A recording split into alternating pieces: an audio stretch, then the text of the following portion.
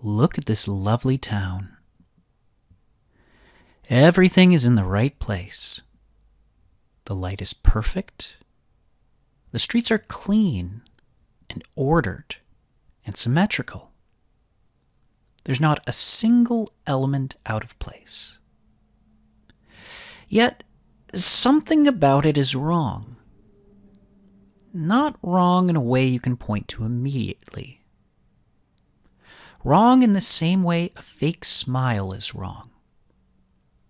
Technically correct, but overly rehearsed, and therefore unsettling.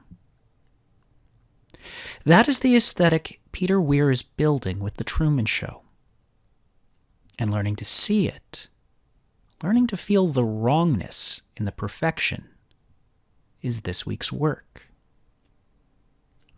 The Truman Show is a film about a man who lives inside a film. A man who has been, since his birth, the subject of a camera he cannot see. And here's something that should make you pause. The constructed world, Sea Haven, offers a very good life. Truman is, by most measures, happy. His world is warm and safe and populated by people who, in their own way, care about him. The machinery of his captivity has been designed with obvious craft and genuine affection. This is where the thinker I want to introduce this week becomes essential. Jean Baudrillard argued in a 1981 book called Simulacra and Simulation that we no longer live in a world where representations refer to reality. We live in a world where representations have replaced it. He called this the hyperreal, a condition in which the simulation is more vivid and coherent than any reality it was supposed to represent. The image does not point to something beyond itself. It is the thing. Baudrillard described this occurring in 4 stages. First, images reflect reality. Second, images distort reality. Third, images perform reality while pointing to nothing. Fourth, and finally, what Baudrillard called pure simulacrum. It produces its own reality. The map precedes the territory. The simulation comes first, and the real is generated from it.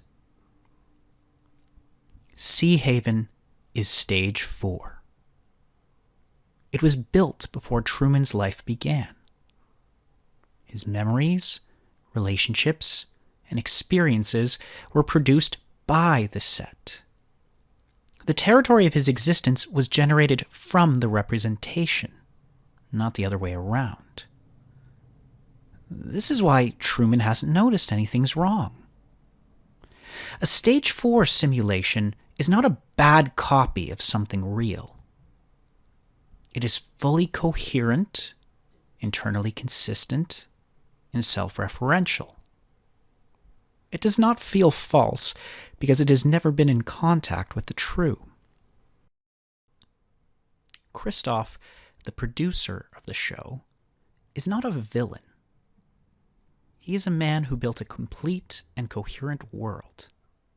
And it actually, in its own way, works. This speaks to Baudrillard's most unsettling point. The simulacrum does not require malice. It only requires completion.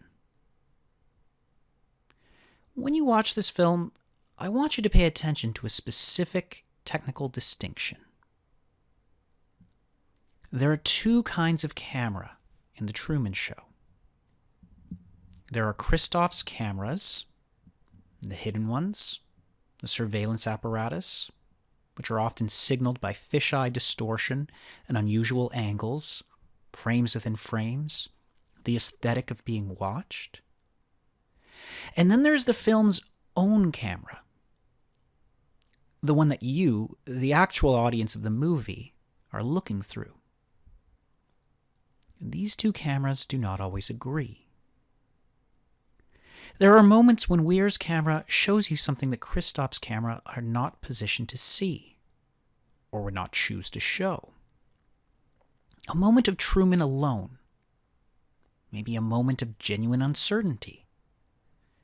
Maybe a moment that does not make good television, precisely because it is too private, too unformed, too human to be easily shaped into content.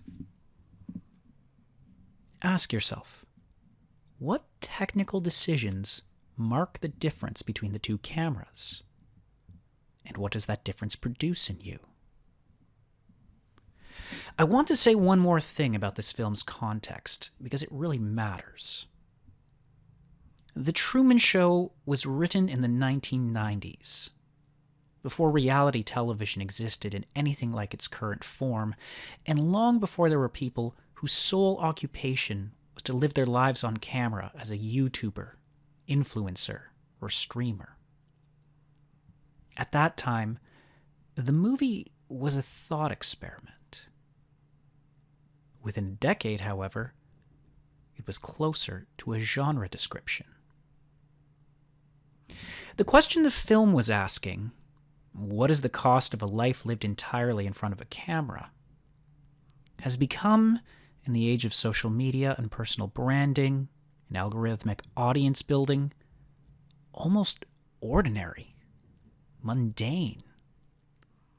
Most people now maintain some version of a performed self for an audience. The line between living and broadcasting has genuinely blurred. The film did not exactly predict this, but it asked the right question early enough that the question has only gotten sharper. What is the difference between a world that feels natural and a world that is designed to seem that way? And what does it cost a person to find out?